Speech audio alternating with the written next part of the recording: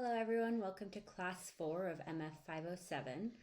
Today we're going to be focusing on augmenting our patterns to make them more and more functional and more realistic for whatever it is that you may want to be creating with them. The two main areas we'll be going over are, of course, pattern augmentation, where we're going to be going over things like elastic properties, shearing, buttons, buttonholes, pressure and fill, a zipper overview. We're going to get a bit more in depth in that next time around.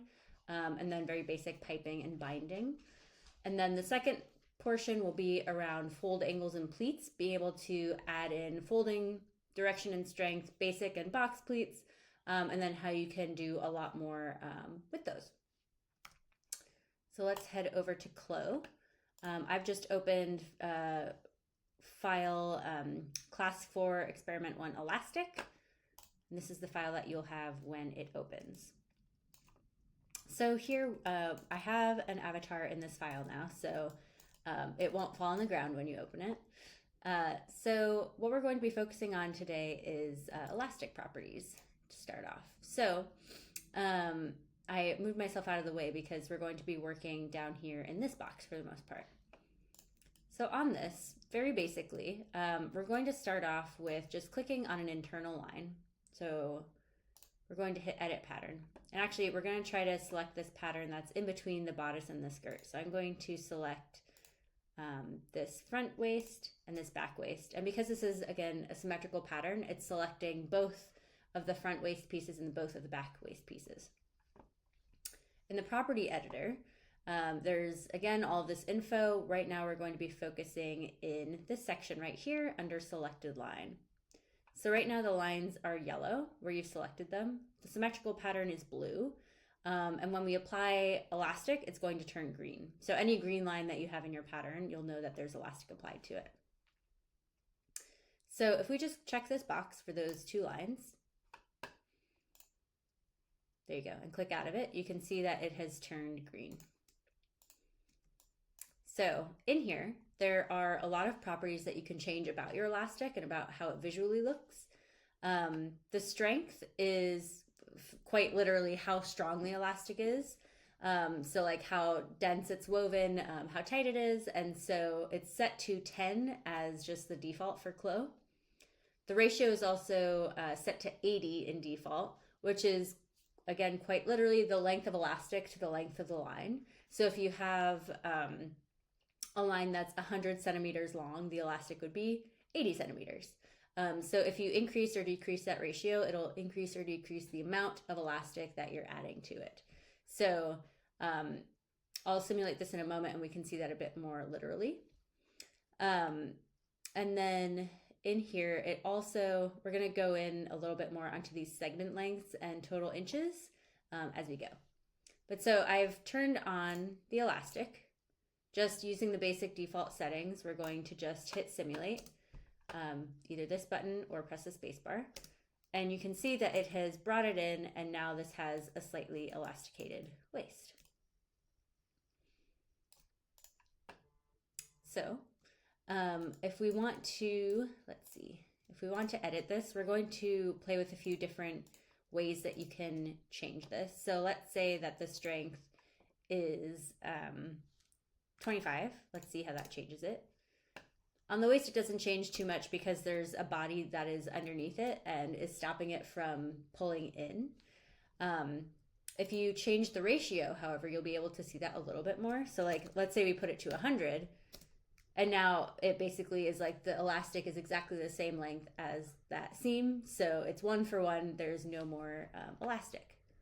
But let's say if we make it like a 60, it pulls it in quite a lot, and you can see that it just brought it up on her waist because it's trying to find where it can comfortably sit. So again, 80 is the normal, so that's about what 80 is, and if you bring it lower, it makes it a lot tighter. So we're going to put this back to 80. And you'll see here, if you just click on one, you'll be able to see this a little bit better. The segment length of this okay, so actually up here, you see the 2D line length. You can see that in the 2D window as well. This line that I have clicked is just over 9 inches, 9.029. And down here, it will say what the segment length is of the elastic. So you can do that math, but basically 80% of 9 inches is 7.2 inches. If we change this again, let's put it to 60, you can see that that segment length decreases. So you can also, I don't know when you would use this, but if you know exactly what your segment length is, like 7, it will automatically shift that ratio and automatically change that number. It works together really nicely. All right, so let's set this back to 80. Okay, so we're going to try to add some smocking onto this. You see all of these internal lines on here. We want to turn all of those into elastic lines. And now this is not one for one of like what you would do construction wise, of course, but for rendering, we're just going to recreate each of those lines. Right now they're baselines, so they aren't selectable. You know, in real life, we would actually be adding elastic or using elastic thread or something like that. But for this, we're just kind of making a 3D visual of what it would look like with all of that. So again, if you remember, sometimes my mouse gets stuck like this. If you remember, if we want to select a baseline, but we can't because it's a baseline, what we're going to do is go into Trace, which is this tool here, and it will allow you to select any line. So I am going to select all of these. You can hit Shift and hit Enter, or or you can right click and do Trace as internal shape internal line / shape. But so after I just hit Enter, now all of these are selectable, and you're able to grab all of them. Again, if you're really far zoomed out and you try clicking, it doesn't know exactly where you're trying to click, so it'll have this option menu of which line do you want to pick. So if you can't pick one specifically or don't know which one it is, just zoom in and you'll be able to just select it. Now, let's say for this one, instead of doing the tracing, we're going to use our offset as internal line function. And so let's see, how big do we think these are? Maybe like 0.2, 0.25, 0.27, 0.28. Yeah, 0.27 it looks about. And so let's increase the number of offsets we have. Maybe it's 0.275. There you go, perfect. So again, this is how we would use this tool functionally to offset that line exactly the same distance away and however many number you want to do that. Cool. So hit OK there, and now all of these lines are now lines. So if you want to select all of them, you can of course go through and select each one like this, or you can just marquee around all of them. And if you'll remember, when you're marqueeing around something, unless you're grabbing all of that particular internal line or pattern piece, it will only select what you've completely marqueed around. So if I draw like this, it's not going to select anything other than these points because that's the only thing that has been completely encased by that marquee. So we can select all of those, and then I'm just going to select all of these. All right, so now we're going to go into elastic, and we're just going to hit on, and we're going to use our default ratio and see what happens. So excellent, it pulled everything in. One of the things that I am not super stoked about is how this looks visually. It just looks like kind of a blob. And so what we're going to do is select the bodice pieces, and we're going to change their particle distance. Now, we've talked about this before, but when you change the particle distance, it is allowing more mesh to be created, or if you're decreasing the particle distance, it allows for more mesh particles, mesh lines and pieces within like this mesh that it's creating, so it'll allow it to sit a little bit better. So I've just selected the two front pieces, and I'm going to go down to particle distance. Right now it's at a 20, which is standard, but let's set it down to 5 and hit simulate and see how that changes. So you can definitely see the difference there. It definitely looks a lot more like that smocking that we're going for with this effect. I'm actually going to also highlight the bottom of the skirt so that we can also get good rendering here. coming off of it. Great. Yep, so that's definitely more of what we're going for.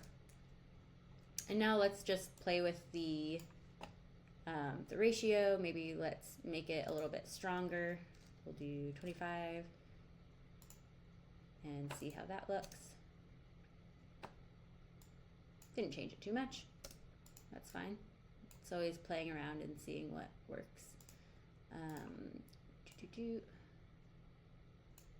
All right.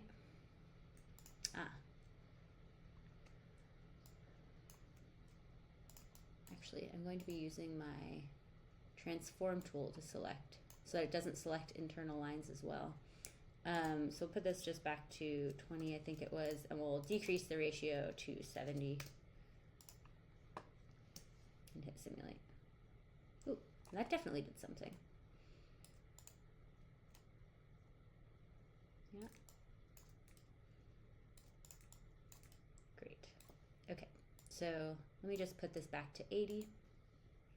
Or, yeah, back to 80. There we go. Looking good. All right, so another thing that you can do if you want to increase kind of how the visual of this looks is adding shearing.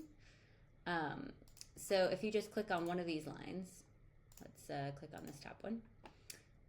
There's also a function here called shearing, and if you turn it on, it's adding more mesh particle, it's adding more to the mesh to allow it to render a bit nicer. There are a ton of other, there's tons of other options in here of like how wavy it is, how tall it is, but let's simulate this and just see how it looks. I guess, why don't we select all of them and see how it looks on just the front. We'll add shearing.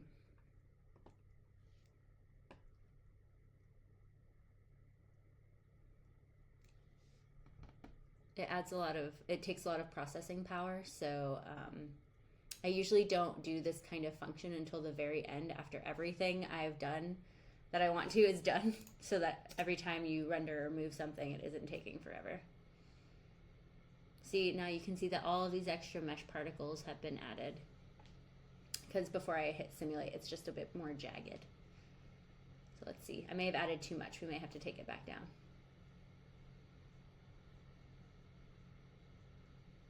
Ooh, it's doing something funky.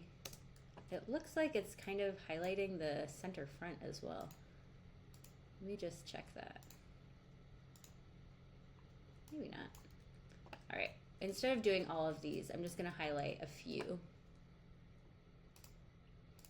Yep, so we'll do that one and this one kind of randomly in there. And let's see how that goes.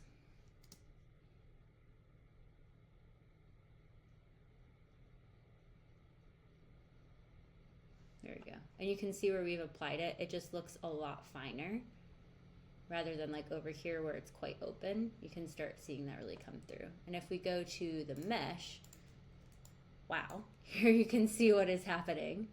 The difference of a 5 to elastic to all of the shearing added in. So it's pretty wild. So look at all of that compared to like a 20 particle distance, which is what this sleeve currently is. And you'll see why it takes a lot of extra processing time if you're adding shearing. So I'm actually going to undo and turn this off so that we can keep rendering and just doing other things. Or maybe I'll just leave it on the top one. Just one is fine. And I just put it on the front, not on the back, just so we're aware. Now we're going to see that you can also just add a little bit of elastic. We're going to just select this little line right here. There are two lines that pop up because there's a center front all the way down and a short one.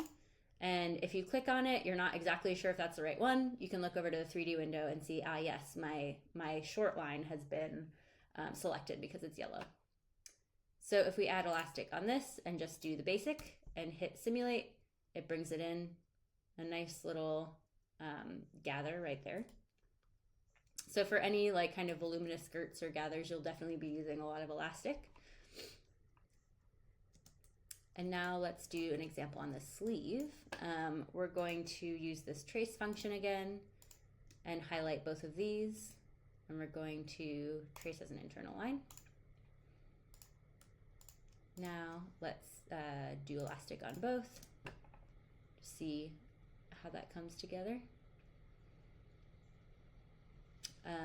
Oh, actually, I didn't want to do that on this one. Let me just delete that line. I just wanted to do it on the hem here, because you can see it just pulled the sleeves away from her. So now we have a nice little kind of lettucey cap going on. I would change the distance again to 5 or even 10, because we want to see what it actually will look like.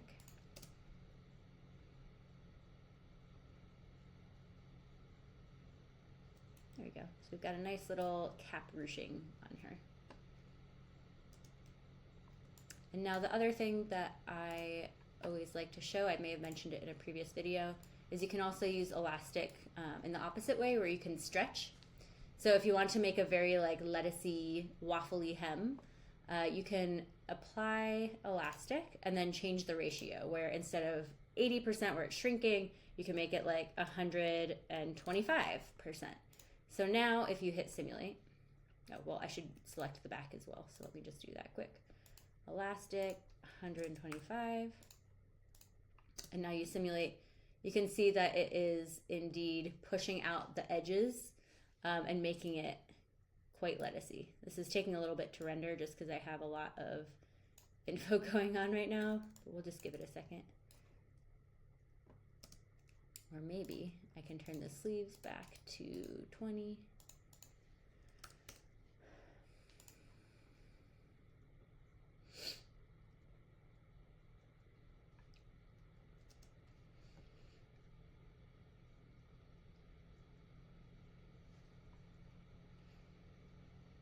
It's just taking a little while. But you can see what I mean here, the waffly. Maybe I can make it a little less. Maybe I can do 110. Maybe that will help, because it's working really hard right now.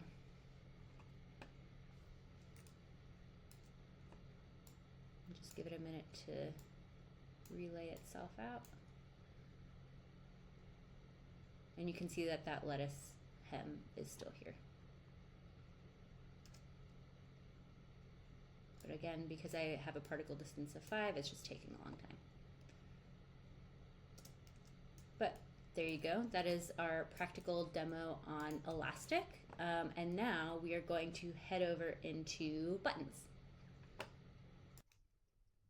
I'm going to open up my buttons 1 file now. Just going to open. I'm not going to save my elastic demo. You don't need to either. All right, so we have a few things going on here. I'm going to go ahead and delete my avatar since we're not really using one. Right now, if I hit simulate, you'll see that these pieces don't move around.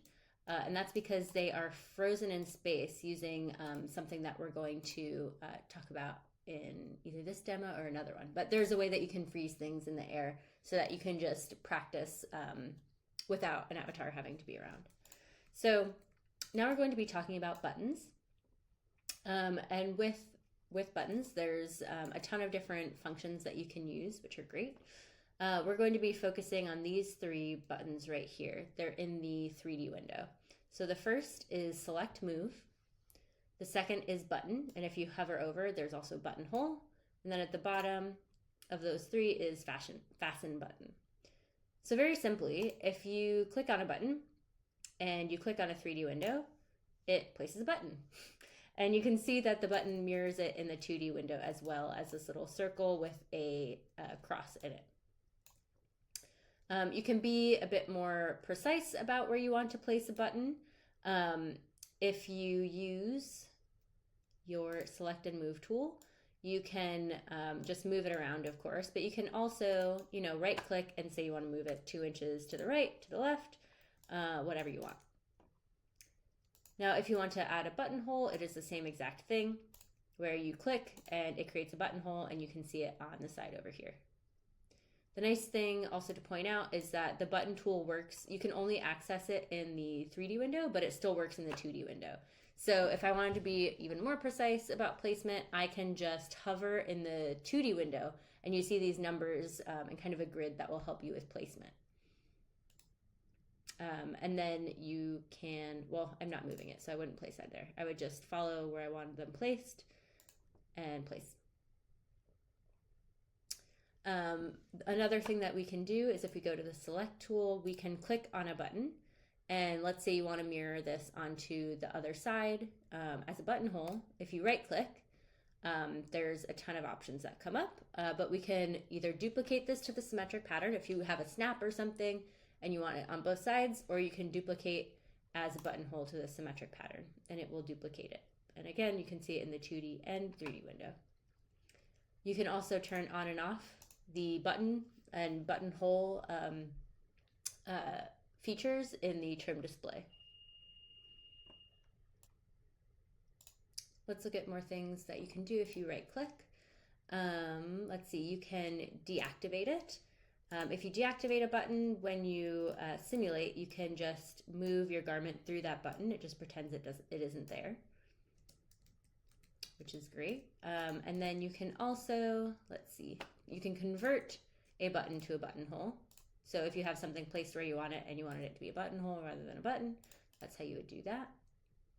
And then let's see, you can also set the number of sewing layers. So let's go over to this over here. Right here we have 2 layers of fabric, right? And let's say that this is like a quilted jacket or it just has 2 layers. We're going to add a button. And if you use the select tool, you can set number of sewing layers. So it's going to be 2, and it will, since these are layer cloned, it will automatically put it exactly on the pattern piece that's behind it. So now you'll see that these are connected. There's a little red dot with a little circle that you can kind of see on the back, but these 2 are joined through the layers. This one is something that comes in really usefully when you're actually building full garments, and it's something that people often forget, that you set the number of layers that the button goes through. So pro tip. Okay. Now, if we want to, if we have our buttons and buttonholes all set up exactly where we want them, if you simulate right now, they are loose, they are not connected. How do you connect them? Well, we go down to our Fasten button tool. You'll see in the 3D window that these layers become transparent. And if you click on a button, you then will click on the buttonhole and it will just connect. That is what this Fasten button does. You can also do that in the 2D window where you click on the button, then you can link it to the buttonhole. You can also marquee around 2 buttons, and it, or however many you have. Let's say you have 20 buttons all on the same thing. You can marquee over them and connect them. Now you'll see that in this window, it has physically moved the buttons to the front, so when you simulate, it will go where it's supposed to. But let's say you accidentally, we didn't want to unlock that. Lock that again. Let's say the button accidentally is back behind and it's kind of messed up like that. You can right click and hit reset 3D position and it will reset. If you want to unfasten, all you're going to do is highlight over and it will unfasten all of them. It will try to keep them where they were though, so if you're trying to unfasten, I do recommend pulling the fabric pieces away from each other. And then if you are fastening, let's fasten. Let's fasten all of them. You do want to make sure that these are overlapped, like in front of each other. You can see the little threads. If it's like all the way over here and you try fastening in the 3D window, it just gets a bit, well, I mean, these are stuck where, wherever I put them. But it can just get a bit, like if it's behind, it just messes it all up. So just make sure that you're careful about where you have your garments placed before you hit simulate on the buttons. Now there are a ton of other functions and features within the buttons and buttonholes, but we're going to be going into that in the next lesson. All right, I've just opened button 2 exercise under class 4. And here is what we have. I had to just add an avatar. So make sure you load an avatar and load it to the size and pose of the file that you just opened. All right, so on our front, we want to add buttons. So we're just going to go over to our button tool. And on here, we already have placement marks. So I'm just going to try to place it as close as I can to that center. I'm actually going to switch to monochrome so I can see a little bit better. And I'm just going to place right there. Oops, I didn't hold. There we go. It's just taking a minute. I may have just placed like 3 buttons. Let me undo one. And if I select and move, I can see if I accidentally placed too many, which I didn't. There's just one. So now if I want to make multiples, I can copy and I can paste, but before I actually click, I can right click and say the interval that I want this at. So I'm going to zoom out a little bit so we can see. And now this is at about 4 inches. And if you hit increase, you can increase the number of inches that you have, or sorry, increase the number of buttons you have. And let's see, I think this is actually a little bit more than 4. It's probably 4.15, 4.1, 4.08. That looks pretty close, so we'll do that. So you can have them all symmetrically placed. If you don't do that and you just copy and paste a bunch, you can, and you don't have them in the right spot, but you have the right number. What you can also do is this, you can select all of them, right click, and hit distribute vertically, and it will automatically distribute all of them in between the top and the bottom. So that's a nice little feature to know. If you want these as buttonholes on the symmetric side, you just hit duplicate as buttonhole to symmetric pattern. And now with this buttonhole on a men's shirt, you don't want horizontal buttons, so you want them to be vertical. So we're going to select these, and over here in the property editor, you can see that there's an angle slider bar, but you can also just type in whatever angle that you want. And with these, you actually want the rounded part of the buttonhole to be towards the top, so I would hit 270. All right. So now we're going to jump up to the collar. Actually, before we do that, I'm just going to place these in front of each other so that when we hit simulate, they will find each other nicely. I'm going to move them a little bit closer to the body, and I'm going to close them. I'm going to use my fasten button, select all of them, and fasten. And now they've all been brought to the front, and it looks exactly like it should. So now let's go over to the collar. I'm going to click a button on there. Sometimes you have to click twice. It doesn't hit on the first one. Like if you're placing it on an internal line, it'll just like select the line first for whatever reason. And then I'm going to use my select tool. I'm going to hit, actually no, I'm not. This isn't a symmetrical pattern. Normally this would be symmetrical and you could just say copy to symmetrical line, but we're just going to place a button. And now this is a button, not a buttonhole, so I'm going to click on it and hit convert to buttonhole. And now this is at a different angle, as you can see in the baseline. So we're just going to rotate until we have it in about the position we want. And I'm going to shrink these buttonholes, so I'm not going to worry about how long it is right now. Although actually it is backwards. I want it to be the other way around. There we go. Because you can see it moving in the 3D window, and now you can see that that is positioned properly. Same thing with this. I'm going to close it and make sure that they are going to overlap properly. So I'm going to click the button, click it closed.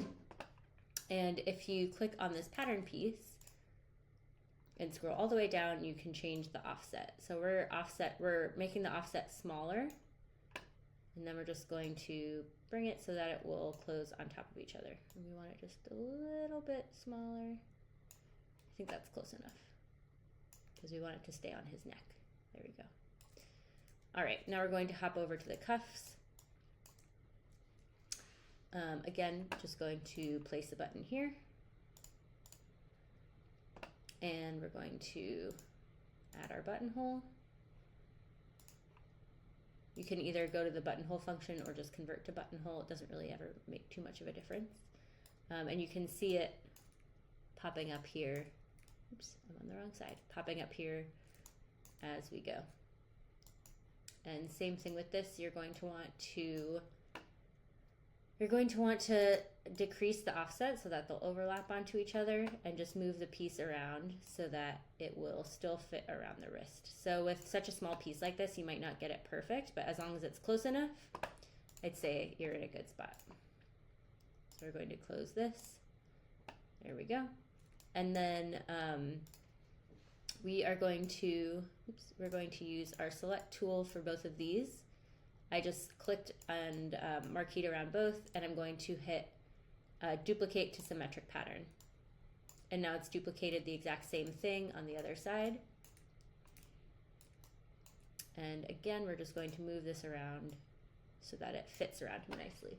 And now if you accidentally wrapped the garment around the wrong way, what you can do is come in here and click flip wrap direction, which means that they would overlap the other way, but we don't need to be doing that right now. So now when we hit simulate, everything should be where it's supposed to. Let's see. Excellent. We had a few little issues with the collar not wanting to close, but it looks like our sleeves closed well. This is not a very proper men's shirt, but it is good enough for our button demo. Now the buttons on this are very large and do not fit in nicely. And again, you can see I'm just like going through and kind of zhuzhing and making sure that it's sitting where I want it to. But the buttons are very large and not nice. So let's see what we can do about that. If you click on any of these buttons, you'll see in the object browser a tab pops up here, which is buttons, and right next to it is buttonholes. So if you click into button, if you click on the default button, which is where we're at, you can come in here and change a ton of things about it. So let's see, there are a lot of different shapes that you can choose from. These are also able to be found in hardware and trims, button and buttonhole. You can see them all in here as well, and even go like this so you can see what they look like a bit closer. So you can change to more of a shirt button, and you can see the detail changing in the 3D window and the 2D as you're, well, not so much that, but you can see the visual change in the 3D window. You can change how the thread crosses from parallel. Let's zoom in so we can see a little bit better. Look at that, beautiful. Parallel, cross, square, which is great. You can change the width. These are quite big, so let's make them, let's see, is 1/2 inch small enough for a shirt button? Maybe even go a little smaller, but it's fine for our demo. And you can change the thickness of it, how thick we are. We can change it to 1 millimeter. You can change it to 3, make it really stand out. You can change how heavy it is too, so you can adequately simulate if you have like a metal button. I'll just put this back to 2.5, which is what I think it was. Down under here, you can also change the type of material that the button is. So right now it's classified as like a matte fabric, but we can go down here and go to plastic. You won't be able to see the changes too much unless I'm not hovering over. So let's see, we can change it to fabric shiny. Yeah, you aren't able to see too much until we get to the render stage, but we can make it, let's say, plastic. You can also change the color, of course. You can use the eyedropper and select the exact color from, your material. Oh man, I keep forgetting to hit escape before continuing on. Or you can use any of these pre-selected colors. I'm going to use one from the shirt itself. All right, let's go back in here. What else can we do? We can change the opacity if you have a transparent button, and anything else that is in here. You can make your own textures. I think in one of our classes, we're going to be going in how to make your own custom buttons outside of just this kind of standard stuff. You can also go in and change the thread. Right now it's the same material as the button, but you can turn that off and change this to be a matte fabric thread with a different color. Let's make the stitching red so that it really stands out. Let's see what else in here. You can change the opacity, the roughness, the intensity. And then if you want to save this, what you would do is just hit this save button. And you would want to save it as, let me see. You would save it as a BTN file, I believe. And then if you wanted to open it, yeah, BTN. You would just find where you had saved it and then just click that and you would open it up again. In the buttonholes, you go through the same process. You can change the shape and size to anything you want. I usually like these little bound holes. We can change the width as well. The button was 0.5, so maybe we make this 0.6, just like a little bit bigger, which is what is pretty standard. So you don't really see it, which is kind of the goal, right? You can also change the color of this. Let's also use our eyedropper tool. And now you have your buttonhole that looks very close to what you would actually have. And yeah, I think that's what we've got for us in here. Let's zoom out. It does make the same change to every button that's in here. So let's say you wanted to have a slightly different button down at the bottom. What you would do is click on this button. Oops, I'm in the button tab. Actually, what you would do is you can either add a button from your library or you can copy it. And so in this copy, I'm going to make it a red button. And in here, I'm going to go to the property editor and drop it down to the copy of the button. And that way, now it will be its own separate thing. When you change the size or anything of the original default button, it won't change this one. So if you have snaps and buttons and like a ton of different things, they will all be in here. And then if you have another copy of something and you're not using it, there will be a little trash can. So if you have a ton of things in here and you want to clean it up a little bit, anything that's not used, you can just go in here and delete. I can't delete either of these because they're both in use. So there are our buttons. Next, we're going to go into fill and pressure. So I have this file here, open.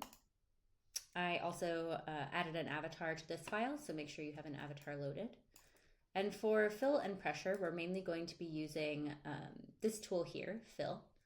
I have the lines on this jacket already drawn where I want the fill. And what we're going to do is use our trace tool to select all of these internal lines. I'm going to hit shift while I'm going through and select all of these on just the front and back and hit enter. And again, that makes it a internal line.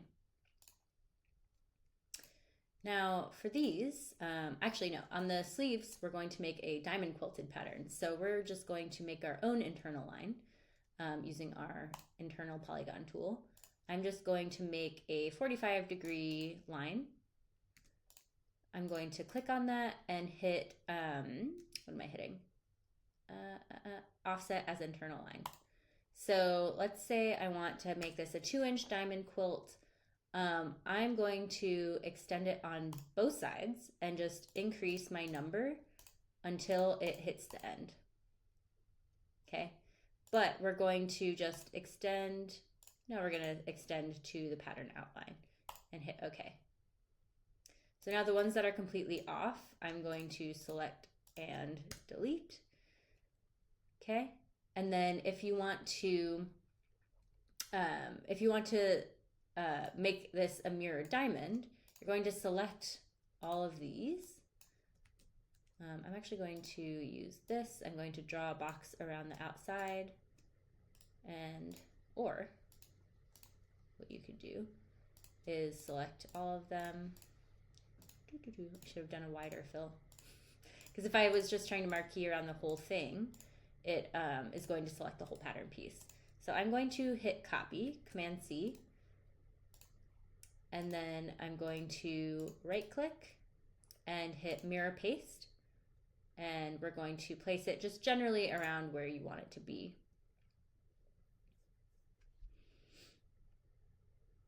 Okay, now it's not going to be perfect, so with all of these, I'm just going to marquee around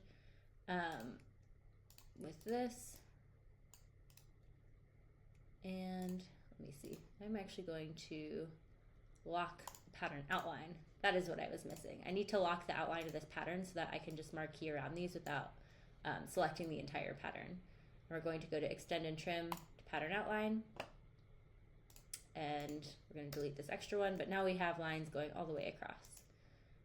This one, I think, is just going all the way through. So what I'm going to do is I'm going to add a point here, add a point here, and then if I go back into my edit pattern, I'm just going to see if I can delete that little piece. No. All right, that's fair. All right, so I'm going to instead just drag this up and make a copy and drag this down. Oh, don't forget to click into a pattern. And now on these two, I will right click and extend and trim the pattern outline. And it is symmetric on both sides. So now we're going to go to our fill tool, and you'll see that everything is grayed out. We're just going to click on the pattern pieces that we want to use with the fill tool. I'm holding down shift while I'm clicking. And when you let go, you have this shadow kind of pop up, and you're going to place it just directly underneath where you have them in the window here.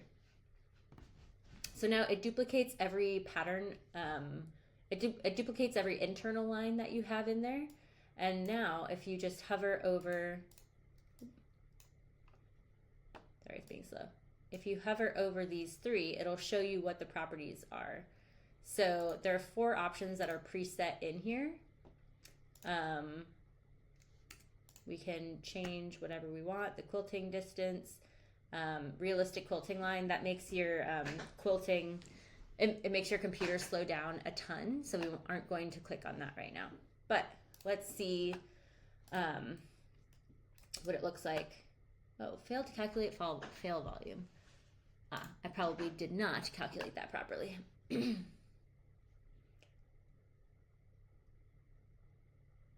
But you can see that it is working in here. It does make it quite a bit slower. I think what I need to do is increase my fill volume. Or, let's see, let's increase this to 1, and let's increase this to 30. Let's see how that looks. It is a bit of playing around.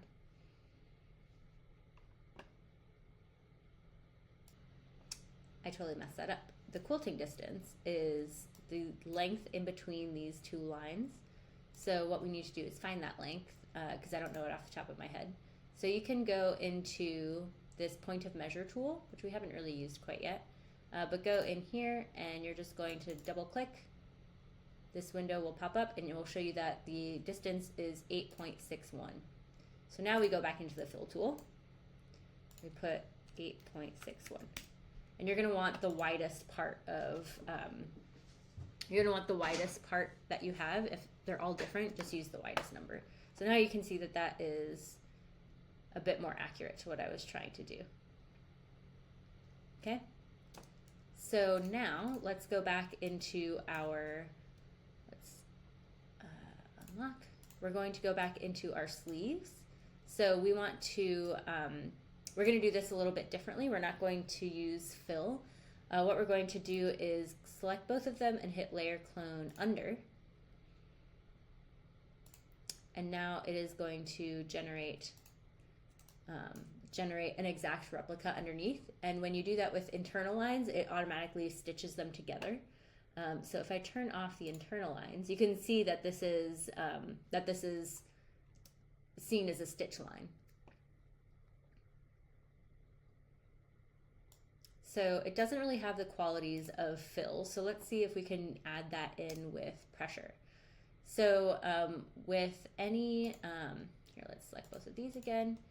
If you're adding in pressure, here we go, which is right here. Basically, you want the outer layer to have a positive value, and you want the inner layer to have a negative value.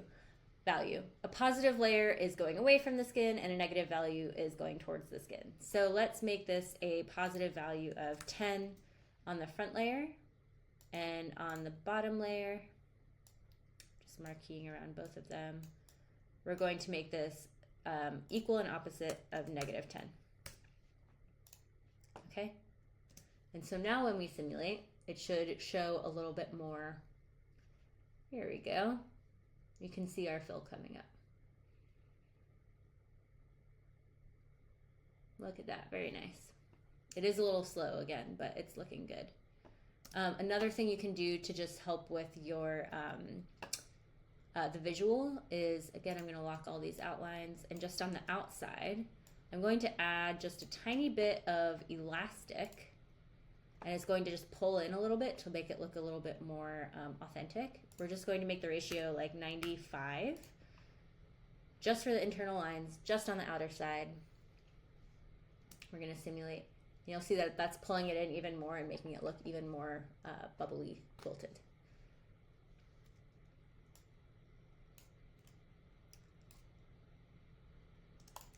So there we go. There is our quilting demo.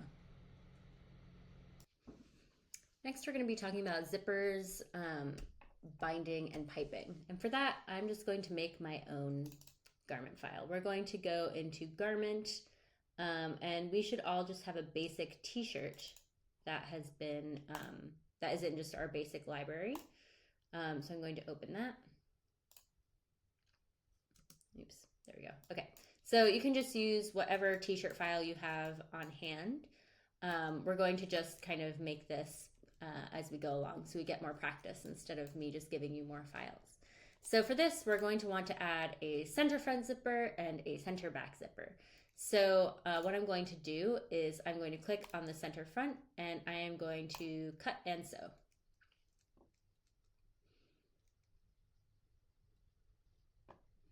I'm going to do the same thing on the back.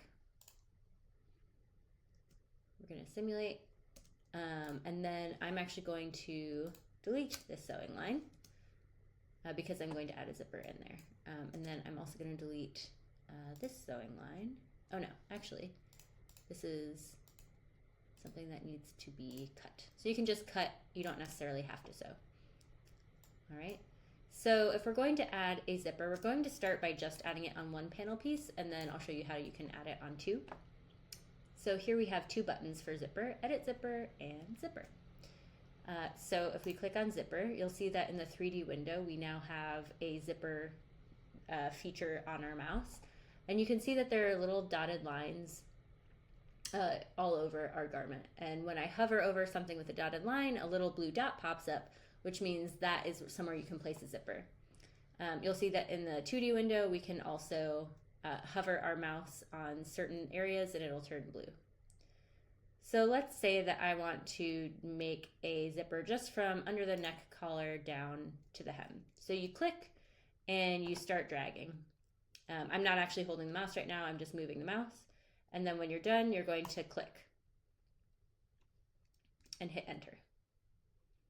Nope, you double click, hold on. There's so many features. All right, you double click, that's it. And now that line has turned gray. So now wherever we want to stitch it to, you're going to hover, you're going to click, hover, and bring it all the way down. And you'll see that there is a little blue line, or a little blue dot that pops up that shows you where it's supposed to stitch to. So I'm going to just stitch it to the very bottom. Now these aren't the same length, so we can go in and edit those actually. You can edit them in the 2D or 3D window. And I'm going to edit it in our 2D window so you can see it a little bit more. That isn't working particularly well. All right, you know what I'm gonna do? I'm just gonna undo this and do it right the first time. And I'm just gonna draw it in our 2D window. So I've undone. Now we're gonna go to zipper, and this is the same thing in the 2D window. Don't forget to double click. Oh man, okay. Double click. oops, I'm making mistakes all over the place. It just tried to make a zipper all the way around the garment. I have these pieces a little close together. It's kind of hard to see. All right, so you start on one side, click, move your mouse down, double click, and now other side, move your mouse down, double click. There we go. That is what I was trying to do. It's always an adventure. And so now you can see that we have two sides of a zipper on either side. And if you hit simulate, you'll see that these lines are going to join together and you have a zipper. If you are just in your regular edit tool, you can click on the slider and move it down, and you see this like kind of grayed out zip starts moving, and wherever you move it to, it will open the zipper that far. So you can move it all the way down to the bottom and it will completely unzip. And then you can also, let's see, here there are tons of different functions. You can, actually let me zip it back up, and I'm just undoing to get it to zip back up. So we're gonna leave it here for the simulation. So if we zoom in, you'll see that if we, if we right click on this, we can deactivate it so that it won't be there anymore and the garment will just open up. This is not what I'm trying to click on though. I'm trying to click on the zipper tape, and you can hit reverse. So now it's not as visible in this, but it's putting the zipper teeth, it's putting the zipper puller on the other teeth. If it's men's versus women's, there we go. You can flip normal and put the zipper tape in backwards. You can also come over here to the property editor, and right now fasten zipper is toggled on. If you just click that, it will unzip and keep that zipper at exactly the spot that you were at before. So if you ever need to fasten it, just click that and it will zip it up for you. Okay. So now we can go a little bit more into the properties on the zippers. Just like everything else, there's a ton of things you can change about it. You can change your teeth type. You can change the, if it's metal. Here, we're gonna go into the, we're gonna zoom in so you can see. You can change it to be metal, you can change it to be nylon, reversed, invisible. So we're going to keep it at metal. You can also change the size of teeth. Ooh. When you change the size, you have to simulate to make it not look odd. Let's see. You can also set the teeth width. You can make it bigger or smaller. You can also change the thickness and the particle distance. Zippers often look very like janky, and you always want to bring the particle distance down to 5 in order for it to look a bit more natural. Okay, you can also change the fold of where your zipper is. I haven't really used that function before. Oh, it's the fold of your tape underneath your garment. There it is. Yeah, okay. So you could, if you have multiple garments or multiple layers or an invisible garment, invisible zipper, you can click that on or off to change what angle you're at. You can also still go and change this into any other material type you want. If we click on the tape specifically, let's see, you can go over into the tape. You can change it to anything you want render-wise. It may not look that different in the 3D window, but it will when you render. And again, same thing, you can change the color to anything you want. You can upload your own image to make your own zipper tape. For your own custom branding or whatever you may want to do. You can also change a ton of things about the slider. So in here, we have options for different sliders and pullers. These are all preloaded in CLO. You can go to CLOset Connect using this button here and find others. But you can change this to whatever you want depending on what zipper. You can also change your puller, and you see it changing in the 3D window. You can change what your stopper looks like. So if we go all the way down to the bottom, you can change how that looks. So you can get really custom with it. Also changing your gauges. And in here, you can also fasten your zipper in opposite ways and everything like that. So the zipper is great that way. I'm actually going to delete my zipper so that we can do it again. And for that, you just click on the zipper in the 3D window and hit delete. Now, if I want to do a zipper all the way from the top of the neck down to the center front, what you do for that is you just keep going. So it has to be stitched together already, or else it won't, like it reads it in the 3D window. So we can do both sewing in the 2D and 3D window. Oops. But basically, if those pieces weren't sewn together, it wouldn't know that that could be closed. So just make sure your sewing is done before you're trying to apply a zipper. All right. So now we're going to go to binding and piping. And for that, I'm going to add in a seam on here that we're going to add piping to. So I'm just going to make a seam like this. Okay, and I'm going to cut and sew it so it's an individual seam. There we go. The tools we're going to be using in this section are these four down here. They're basically the same. Come on, click. Okay, edit piping, piping, and then select binding, binding. So we're going to start with piping. And it's very similar where you see dotted lines that pop up when you have this toggled on and you have a little icon next to your mouse. And you'll see that, let me zoom in here.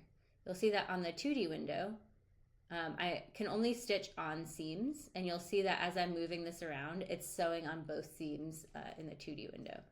And same thing, if you were to add it here, it's showing on both seams. So what we're going to do is the same thing as a zipper. We're going to put a piping all the way down. Just double clicked. And now there is a piping here. Very simple. If you want to edit this, you go to the edit tool. You can adjust the length. Okay, so you can pipe only on certain points. Oh, come on. It won't let me grab my end. Come on. Sometimes it doesn't want to let you select. There we go. So sometimes you may have to go to the 3D window to just select it if for some reason your pattern doesn't want to work. So on here, there's a little bit of information. We can change the width of our piping, so we can make it bigger. See, bigger piping. You can change the particle distance. On such a small piece, it's set to 1.5. So that's just something to note. You can also change the fabric if you want to make it like a woven piping that doesn't have any stretch. You can do that there. So for binding, it's going to be the same exact kind of thing. I'm going to bind the other side. Here we go. Double click. And now you have to select which side you want to be bound. If you want it bound under one way or under the other way. So I'm just going to select in, and then you can go back in and change this later.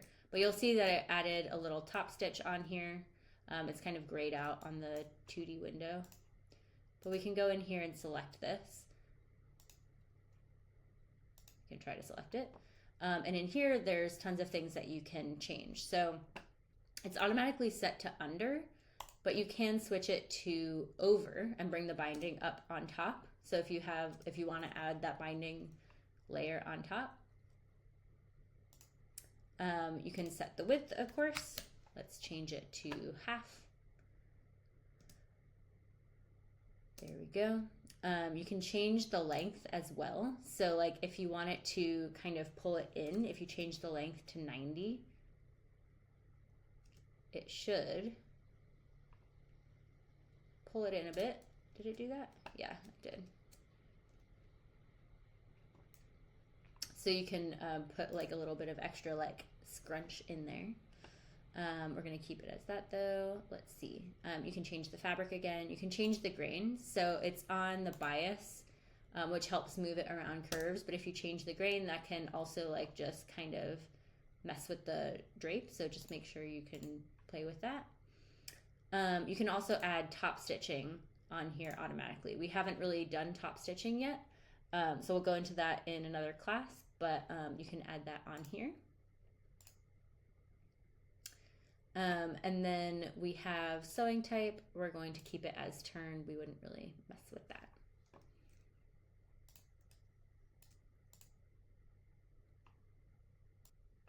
So that is our very quick binding and piping and zip overview.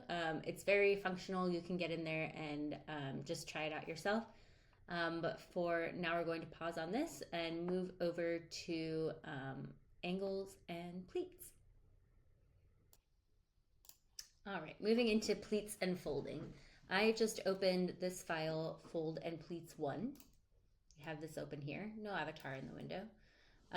And basically what we're going to look at in this is how you use angles on these individual lines to be able to create pleats. So if we go in here, we're going to try to select individual lines. This first one, these are baselines. So we actually need to turn these into lines that we're going to use as internal lines. So with a pleat, basically you have the face, then at this line, it turns back to create the back of the pleat, and then another line that folds the opposite way to create the base to start the next pleat. It's a bit confusing to be trying to talking about, but basically you're going to highlight two lines, then skip one, highlight two, skip, and we're going to trace these as internal lines, and it'll make sense as we go through.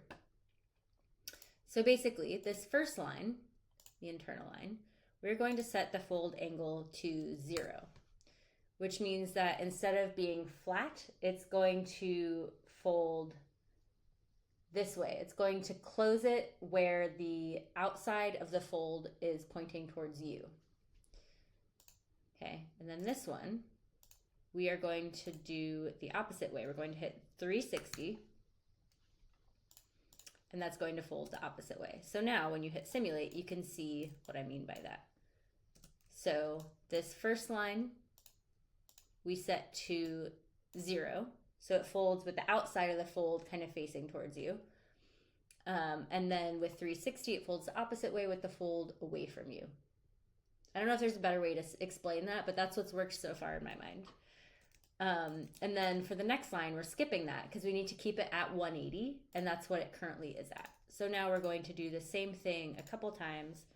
First line to 0, second line to 360, and you can simulate along the way to see your progress. And so you can see this is why we skipped that third line so that we can have this flat pattern. And in here, when you switch directions, they're slightly different colors. So this one's red, this one looks a bit more green, and this will become handy when we're doing more and more pleats. 0, 360, one more, 0, 360. Now we simulate, and we have all of our pleats. One of the things that we'll also be looking at is, here we go, is the fold strength and fold rendering. We'll look at that in a different file, but basically it's just how strong is this fold. So if we turn the strength up to 100, it's going to be extremely crisp. In this fabric, you can't really tell too much, but it will be extremely crisp. If you set it down to like a 5, it's very loose and it opens up more. Do you see that? And then with fold rendering, if I turn that off, it will not give us the same kind of look that the others do. It turns off the rendering for that area. So let's undo that.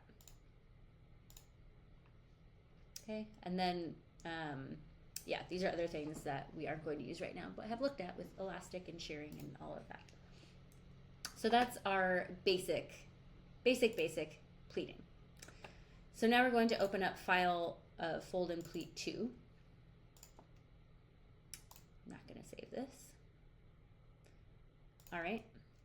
So now this first practice we did had us doing it manually, and now we're going to use the CLO functionality for pleating.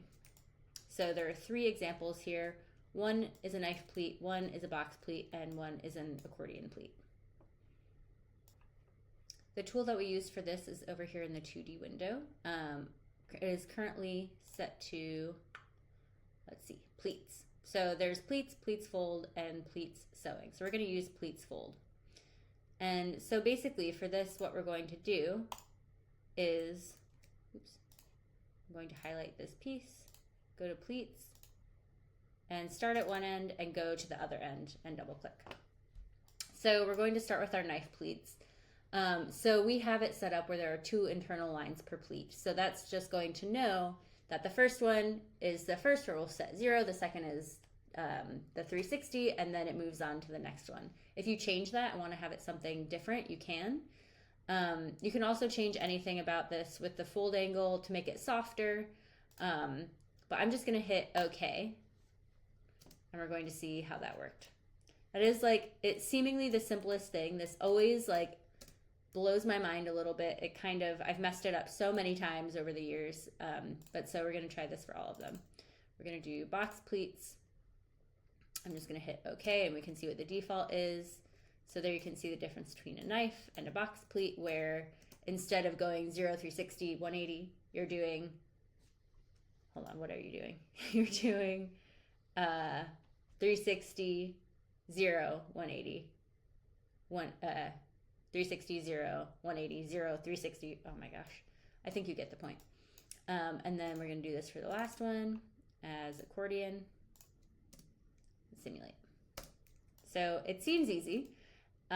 It's a lot of numbers and it's very easy to get confused, but the color of the lines really helps keep it straight. So again, a red line is a 0 and a 360 is a green line.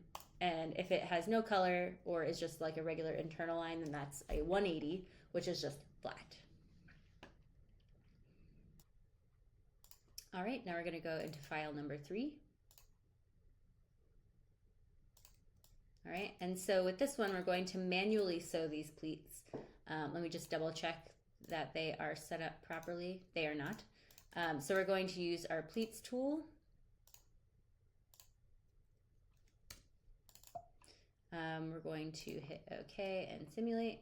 And yep, that's what it's going where we want it to. And so for this, basically in order to sew these pleats, we're going to use our segment sewing tool. And you basically need to stitch the front to the back, right? And so if you look at the 3D window, you'll see that that's where you can check if you're sewing properly. And then the back to the front of the next pleat. So you can see that that is coming together. And you can see that it's kind of wanting to go like this, up and over. So you can actually go into your edit sewing tool. And if you go into sewing line type, you can just hit turned on both of them, and it'll sit flat and straight. All right, so now we're going to stitch this to our band up here. So we're just sewing the front piece of the facing, or sorry, the front piece of the pleat to the front line here. And that's basically how we're going to stitch all of them. I'll work on that, why it's doing that after. But so we're going to go through and do this for each piece. Stitch as you go, just keep double checking. There we go. This one really just wants to be difficult, doesn't it?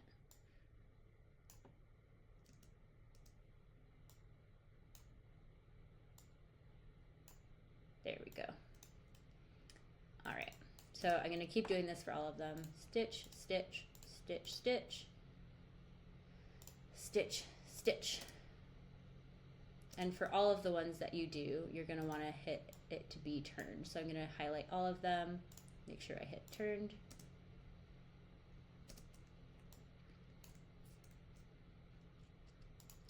Keep going through. Stitch, stitch, stitch, stitch, stitch, stitch. Really pay attention to which direction you are putting your notch on the sewing line, because you'll see towards the first one, I'm putting it on the right here, and then it's to the left so that they fold and match up. And then it's the opposite for the back one. Okay, and then sewing it up to the top, you just make sure that it is going the same direction. Oops, I did that one wrong. Doot, doot, doot, doot, doot, doot. Okay, and some of these ones that are like kind of messing up there, that's because of the stitching not being turned. So we're gonna hit turn for all of them, and that should help rectify it.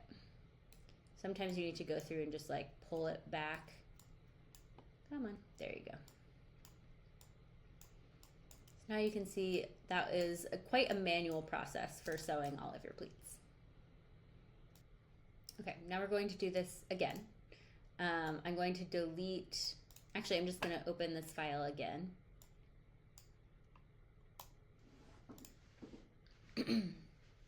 Okay, so now we're going to use the CLO tools to do this instead of us doing it manually.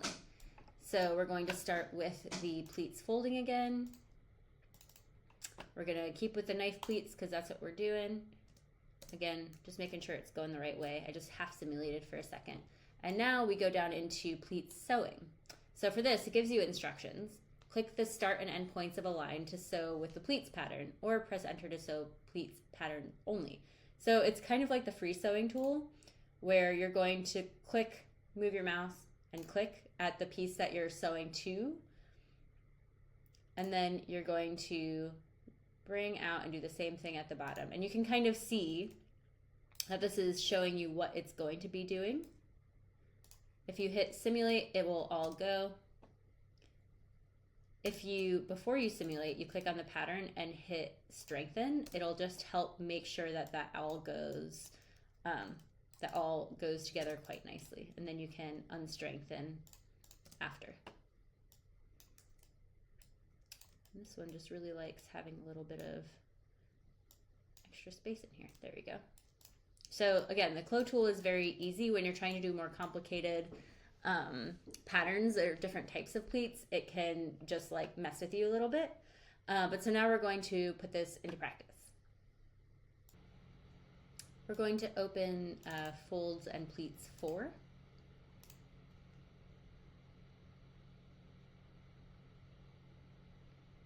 All right.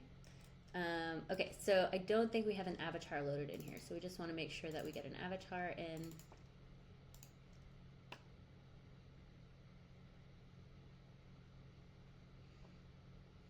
And we're going to open the size and pose from the garment file. All right, I'm just going to select it all and just bring it down so it's a bit more around her. And we're going to go to thick textured surface. I don't know why this is see-through right now, but that's fine. I'm actually just going to go to monochrome surface anyway, so we can just see what's going on here. All right, so the first thing we're going to look at is the ability to fold. So we already know how to set line fold directions, but if you have something like a collar that you want to fold down, like we have over here, what you're gonna need is a fold line. So there's this internal line, so someone offset the internal line by, you know, a centimeter or whatever it is.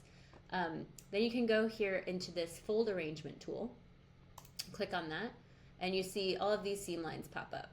And you're going to want to click on the one you want to fold, and this directional gizmo pops up, and you're just going to drag down the top. And you don't want it to intersect or overlap. It's a bit hard to tell with the way this is looking right now. So I'm just going to click out of that. But you can see that this is now folded down, and it has a different fold angle than it did before. So we have that, and then we're going to manually do these pleats here in the back. So we're going to use our free sewing tool, and we're going to do, actually no, we're going to first make these our fold back. So we're going to turn this to 0, and we're going to turn these to 360, and it should apply to both since this is a symmetrical pattern, but we'll just check. Yep.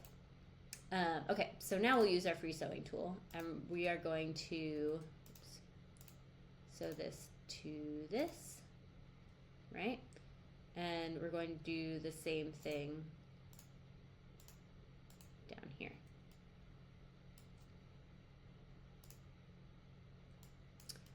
And now we're going to hit simulate. See, so I did well, but I missed a final step, which is sewing that pleat to the garment itself. So what I do for that is I just take this last pleat, use free sewing, and stitch it down here and do the same thing up at the top. Okay, and now, there we go. Now it's stitched the way that we want it to. And you can see that if you look at this, it does actually look like there's a hard fold in there. One of the things that we can do, if you don't want that, is you can go into your lines and click turn on or off fold rendering. See, so this makes it look like it's more folded, like more 2D, and if we undo that, oops, I don't think I undid that. And if we turn it on, it helps soften it. But the other thing that you can do is once it's all sewn, you can actually turn down the fold strength and it will be softer. It's not showing very well in this example right now, but it will be softer if you turn down the fold strength. Okay, and our collar folded like we wanted it to. Great. Now we're going to fold up our cuffs, because you can see that there is some allowance here for us to fold our cuffs. So we're going back to the fold arrangement tool. You're going to click on this line, and again you're just going to be bringing this up and around. And when you hit simulate, it will go where it wants to. Now we're going to add pleats to the front of this skirt using the CLO tool for it. So we're going to go over here. It's the first option in our pleats bucket. So we're going to go to pleats, and it says click on a segment or internal line to add the pleats. So we are going to click at the top and click down to the bottom, and we have this menu option pop up. We're going to add accordion pleats, and you can add as many or as few as you want. It is symmetrical, so let's add, let's say 5. You can change the depth and width that you want. Let's make them like 1/2 inch. And you can see that it also will extend or retract. Here, let me do that again. You can make them spread out more as you're going, so that's another good thing to know. You can add notches. The reverse direction box is grayed out right now because it's a symmetrical pattern, so it can't go the opposite way. And then down here we have our fold angle, which is currently set to 0 and 360. But again, if you want it to be softer, you could set it to a softer number. So we're going to hit OK, and it's making this pattern.